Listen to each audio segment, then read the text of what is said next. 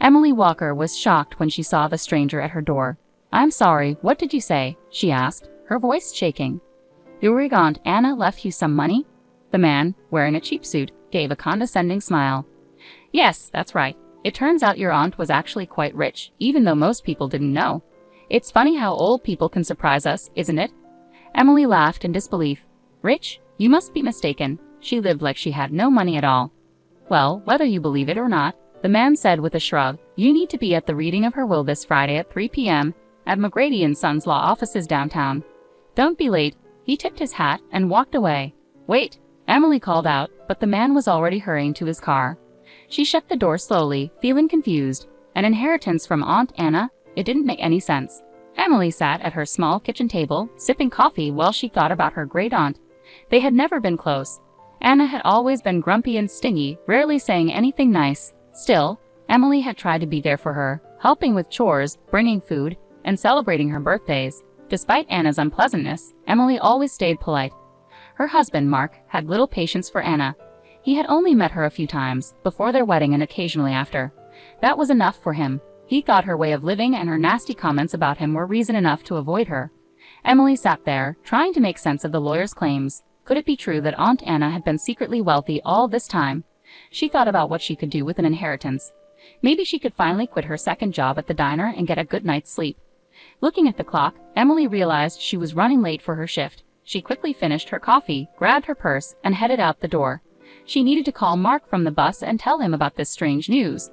Fortunately, Emily found a seat on the crowded bus. She took out her phone and called Mark, hoping he was up for a chat. "Hey, babe," he answered sleepily. "What's going on?" "You won't believe this," Emily said. "A lawyer just visited me and said Aunt Anna left me an inheritance."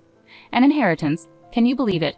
Mark said, surprised. "The old lady had some hidden money?" "Apparently," Emily replied. "I have to go to the will reading on Friday afternoon. I'm not sure what to think." "Well, that's good news," Mark said, trying to sound upbeat. "Maybe you can finally take a break from work. You really deserve one." Emily gave a sad smile. "If only it were that easy. We'll see. How are you feeling today? Any news from your mom?" Mark's mother, Linda, worked at Mercy Hospital and was trying to get him seen by specialists for his ongoing health issues. Mark's condition made it hard for him to keep a job, and he often ended up in the ER due to panic attacks. Emily had been working extra hard to pay for his costly vitamins and supplements. "Oh, just the same," Mark said with a sigh. "Maybe it's time to accept that I'm just going to be like this. Having a baby might be a bad idea with my health." Emily felt a pang in her heart, thinking about their plans to try for a baby this year. "Don't say that," she said softly. "You're going to get better, I believe that. Just keep resting and let your mom help you. I'll visit you at the hospital tomorrow." After saying, "I love you," and hanging up, Emily looked out the bus window, trying to stay positive despite Mark's negativity. She hoped this inheritance might be the break they needed. The next morning, Emily went to room 242 at Mercy Hospital, eager to see Mark. She knocked twice and walked in with a big smile, but her smile quickly faded when she saw Mark scowling at her from his bed. "Hey, babe," she said cheerfully, leaning in for a kiss. Mark turned his head away. "You didn't put on any makeup today." "Seriously," he complained. "Every other wife on this floor looks like a model and I get stuck with a mess." Emily felt hurt. "Mark, how can you say that? I'm exhausted from working so much. I barely have time to." Yeah, you're a big martyr," he interrupted. "I get it," Mark said, cutting her off and waving his hand. "When's that inheritance money coming in?" "Hopefully soon, so you can actually make yourself look decent." Emily fought back tears and quickly left the room. She walked down the hallway and sat on a bench near the elevators, feeling defeated. Was this really what her marriage had become? As she sat with her head in her hands, she overheard two male patients chatting nearby. "I told my wife I had to stay here for tests this weekend," one said with a laugh. "Seriously? I've got a poker game with the orderly and enough booze for a party." "Same here," his friend replied with a grin. "What they don't know won't hurt them. They think we're saints for being here." Emily felt sick. Was this how all men acted behind closed doors? She shook her head, telling herself that Mark wasn't like that. He was just grumpy from being stuck in the hospital. Taking a deep breath, she dried her eyes and stepped out into the sunlight. Tomorrow was the big day, and she needed to stay focused. Friday morning was clear and crisp. Emily woke up early, determined to clean the apartment before Mark came home on Monday. She still found it hard to believe she might be getting an inheritance. Her family had never had much money, but maybe this was the fresh start they needed. She arrived at the lawyer's office an hour early and was greeted by a friendly receptionist who led her to a plush waiting room.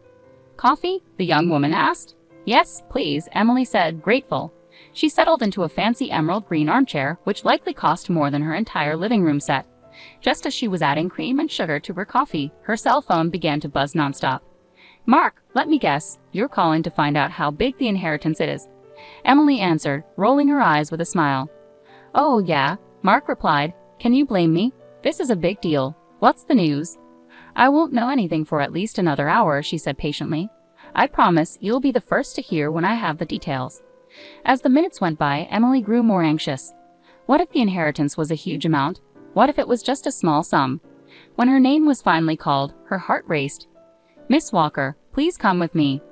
The soft carpet muffled Emily's footsteps as she was guided into a grand office lined with law books. An older man in a three-piece suit stood up from behind a large oak desk to shake her hand. Miss Walker, I'm Bernard McGrady. I'm glad you could come today. Thank you for having me, Emily said, taking a seat across from him. I have to admit, this is all a bit overwhelming. My Aunt Anna never talked about her finances.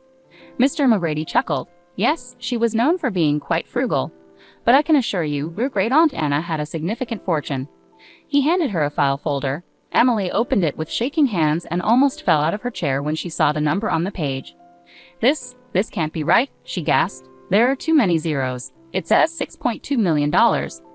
McGrady smiled and said, I assure you, there's no mistake. Emily held the folder to her chest, her head spinning.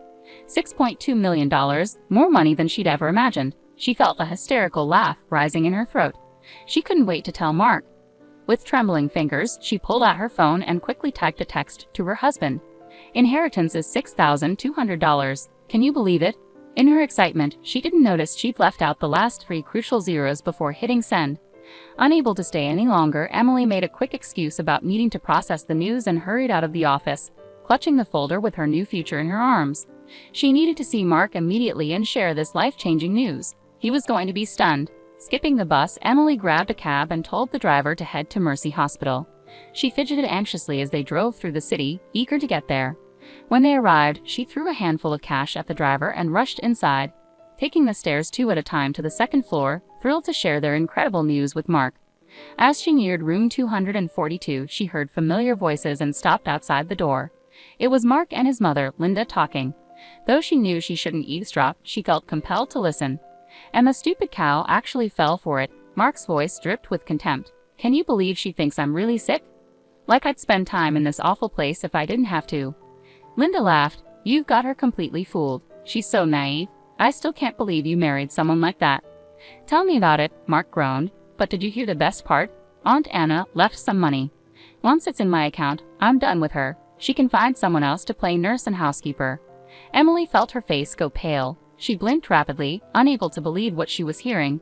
It felt like a nightmare, but Mark and Linda's laughter made it all too real. Her entire marriage, her whole life with Mark, had been a lie. Unable to listen any longer, she turned and ran, not noticing the tears streaming down her face. She ran until her lungs burned and her feet ached. When she finally stopped to catch her breath, she found herself by the East River, staring at the murky water. As she watched the swirling currents, she heard Aunt Anna's voice echoing in her mind. That boy is a lazy freeloader who'll drain you dry, Aunt Anna had warned Emily after meeting Mark. Mark my words, Missy, you're making a huge mistake. At the time, Emily had dismissed it as the grumbling of a bitter old woman. But now, with her heart broken, she saw the truth clearly.